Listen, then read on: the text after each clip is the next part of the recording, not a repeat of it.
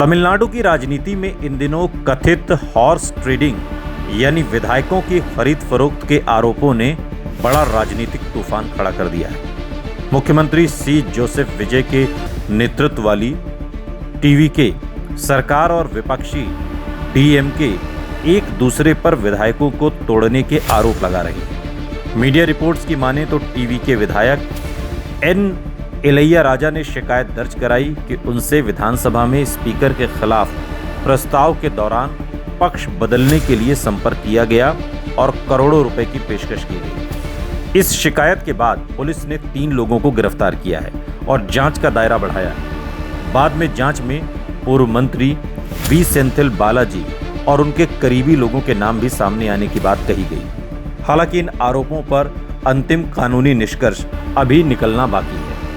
दूसरी ओर डीएमके ने इन आरोपों को राजनीतिक साजिश बताते हुए पलटवार किया है। पार्टी ने राज्यपाल को ज्ञापन देकर आरोप लगाया कि मुख्यमंत्री विजय और उनके सहयोगियों ने भी विपक्ष के कुछ विधायकों को अपने पक्ष में लाने की कोशिश की। डीएमके का दावा है कि एमडीएमके नेता वाइको के बयान से यह संकेत मिलता है कि सत्ता पक्ष भी विपक्षी विधायकों से संपर्क कर रहा था। टीवीके ने इन आरोपों को सिरे से खारिज किया है और कहा है कि विपक्ष सरकार को अस्थिर करने के लिए झूठे आरोप लगा रहा है। सबसे बड़ा सवाल यह है कि क्या इस पूरे घटनाक्रम से विजय सरकार पर वास्तविक संकट खड़ा हो गया है। फिलहाल उपलब्ध तथ्यों के आधार पर ऐसा कहना जल्दबाजी होगी। राजनीतिक तनाव जरूर बढ़ा है, लेकिन केवल आरोप लगने से सरकार गिरने की स्थिति स्वतः नहीं बन जाती। किसी भी सरकार पर संवैधानिक संकट तभी माना जाता है जब वो विधानसभा में बहुमत खो दे या राज्यपाल द्वारा विश्वास मत की स्थिति पैदा हो जाए। अभी तक ऐसी कोई आधिकारिक स्थिति सामने नहीं आई है।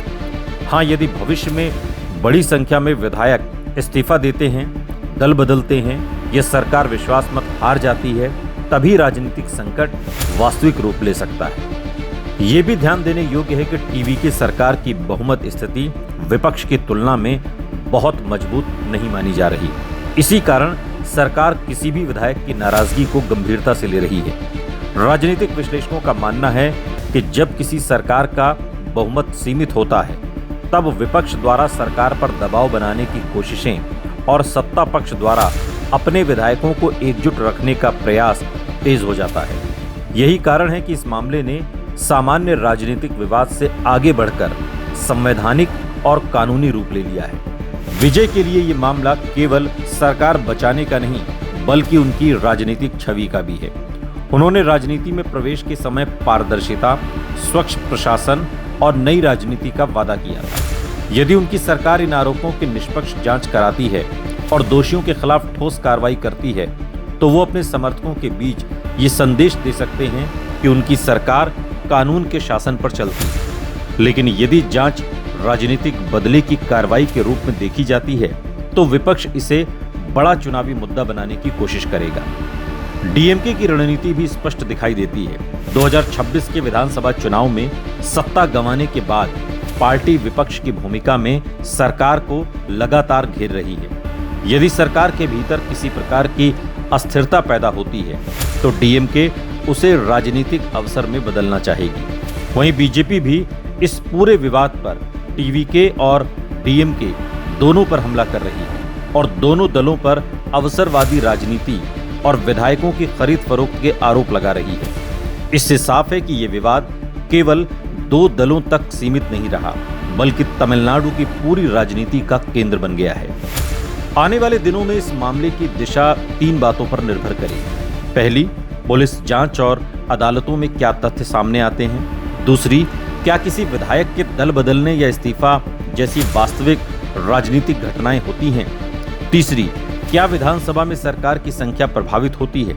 यदि इन तीनों में से कोई भी स्थिति सरकार के खिलाफ नहीं जाती, तो ये विवाद राजनीतिक आरोप प्रत्यारोप तक सीमित रह सकता है।